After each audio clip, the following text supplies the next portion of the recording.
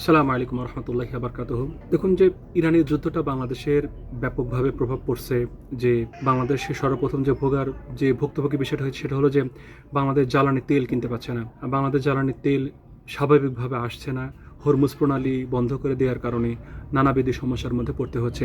এর মতো অবস্থা আসলে এই যুদ্ধ আমাদের জীবনযাপনকে অত্যন্ত কঠিন করে তুলেছে। দেখুন, সর্বশেষ তথ্য হলো যে ইরান বলছে যে যুক্তরাষ্ট্র অর্থাৎ আমেরিকা যে যে যুদ্ধটা তারা শুরু করেছে সেই যুদ্ধ থেকে তারা আসলে সম্মানজনকভাবে বের হয়ে যাওয়ার একটা চেষ্টা করছে, যেটাকে আসলে মানে হেরে যাতে মিডিয়া এমনি বলছে যে আমেরিকা হেরে গেছে, যদিও ক্ষতির পরিমাণ বিবেচনা করি যে স্কুল ধ্বংস, হাসপাতাল ধ্বংস, গবেষণাগার ধ্বংস ইত্যাদি ইত্যাদি ইত্যাদি ধ্বংসের ব্যাপারটা যদি বলা হয় তাহলে ইরানের ব্যাপক ধ্বংস আমেরিকা করেছে, ইসরায়েল করেছে। কিন্তু কথা হলো যে মানে সম্মান ধ্বংস কার হয়েছে এটা যদি বলা যায় তাহলে আসলে বলা যায় যে আমেরিকার সম্মান ধ্বংস হয়েছে। কারণ যে আমেরিকা ইসরায়েলের দিকে মানুষ তাকাতেই সাহস পেত না, সেখানে ইরান রীতিমতো তাদেরকে একেবারে ধোয়া তুলে ফেলেছে। তাদেরকে মিসাইল মেরেছে, ড্রোন মেরেছে, তাদের বিভিন্ন ধরনের সম্পদ নষ্ট করেছে, তাদের জাহাজে আক্রমণ করেছে, তাদের বিভিন্ন ঘাঁটিতে আক্রমণ করেছে,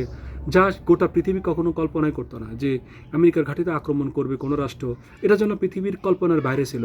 এই যে সমস্ত পৃথিবীর কল্পনার বাইরে গিয়ে একটি ঘটনা ইরান ঘটিয়েছে, এটাই ইরানের বিজয় হিসেবে দেখছে সারা পৃথিবীর মানুষ। আবার এদিকে পাকিস্তানে ইসলামাবাদের সাথে ইরানের যে আমেরিকা এবং ইরানের যে দ্বিতীয় দফা শান্তি আলোচনার যে বিষয়টা, পাকিস্তান বলছে যে আমরা আলোচনা করাতে প্রস্তুত, আমেরিকা বলছে আমরাও আলোচনায় বসতে প্রস্তুত, কিন্তু ইরান বলছে যে না, আমরা আসলে আলোচনা করব না। ইরানের পররাষ্ট্রমন্ত্রী আব্বাস আরাগচি যুক্তরাষ্ট্রের সঙ্গে দ্বিতীয় দফার আলোচনার জন্য ইসলামাবাদে পৌঁছেছে বলে আমেরিকার কিছু তথ্য থেকে বলছে এবং পাকিস্তানের পক্ষ থেকে বলা হচ্ছে। কিন্তু ইরান এরপরে বলে আসছে যে না, আমরা আলোচনা করার জন্য আসিনি, আমরা এসেছি পাকিস্তানের সাথে আলোচনা করার জন্য। এরপরে আবার মিশর বলছে যে ইরান যুক্তরাষ্ট্রের আলোচনা একটি স্থায়ী যুদ্ধবিরতি আশা করছে মিশর। শুধু এই আশাটা মিশরের না, এই আশাটা আমাদেরও, বাংলাদেশেরও। কারণ আমরা কি পরিমাণ ভুক্তভোগী হচ্ছি, কি পরিমাণ বিদ্যুতে বিভ্রাট হচ্ছে তেলের কারণে, আপনারা তো সরাসরি বুঝতে পারছেন।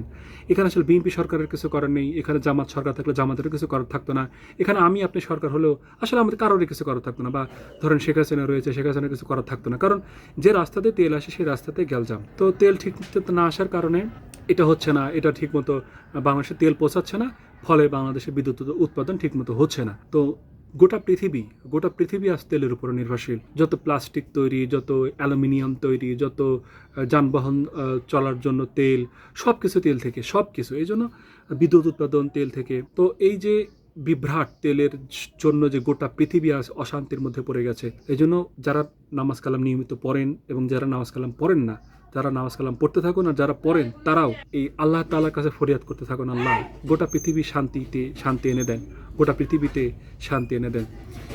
এ তো ব্যাপার। এখন ইসলামাবাদের আরেকটা বিষয়, যে ইসলামাবাদে পাকিস্তানের প্রধানমন্ত্রী এবং এবং হচ্ছে পাকিস্তানের সেনাপ্রধান আসিম মুনির, তারপরে হচ্ছে ইরানের যে একজন মন্ত্রী গিয়েছে আরাগচি, তারা ইতিমধ্যে বসেছে দ্বিপাক্ষিক সম্পর্ক এবং সহযোগিতা নিয়ে গুরুত্বপূর্ণ আলোচনা নিয়ে তারা বসেছে যে কি করা যায়, কি করলে ভালো হয়, এ ব্যাপারে অনেকগুলো আলোচনা হয়েছে। এরপরে আমেরিকার ফেলে আসা একটি বাংকার বিধ্বংসী বোমা, যেটা পড়েছিল মাটির ৪৫ ফুট নিচে গভীরে গিয়েছিল অতীতে একটা আক্রমণের ফলে, কিন্তু সেটা বিস্ফোরণ হয়নি। ইরান সেটিকে কি করেছে, সেটিকে উদ্ধার করে সেটাকে নিষ্ক্রিয় করেছে। হয় অনেকগুলো এরকম ঘটনা অনেক ঘটে যে অনেক বোমাই মারা হয়। যেমন পাকিস্তান বাংলাদেশের আমলে যে যুদ্ধ হয়েছিল পাকিস্তানের সাথে বাংলাদেশের, সেই সময়কার এখনো অনেক মাইন, এখনো অনেক মিসাইল মাটিতে পাওয়া যায়, মাটি খুললে পাওয়া যায়, পুকুর খুললে পাওয়া যায়। তো তখন সেগুলো কি করে, সেগুলো বাংলাদেশের যারা এই যে বোম ডিসপোজাল টিম আছে তারা সেগুলো নিষ্ক্রিয় করে। এটা যুদ্ধে হয়।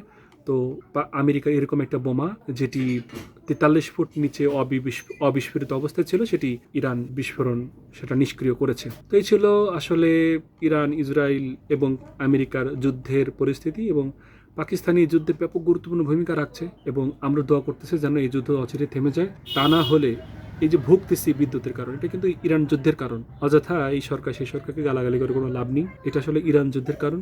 যদি স্বাভাবিকভাবে তেল আসতো, তেল যদি বিদ্যুৎ উৎপাদন কেন্দ্রে ঠিকঠাকভাবে পৌঁছাতো, ঠিকমতো তেল পুড়িয়ে জেনারেটর ঘুরিয়ে বিদ্যুৎ উৎপাদন করতে পারতো, তাহলে আজকে আপনার ফ্যান, আপনার লাইট জ্বলতো। যাই হোক, ভালো থাকুন। আসসালামু আলাইকুম রহমতুল্লাহি ওয়া বারাকাতুহু।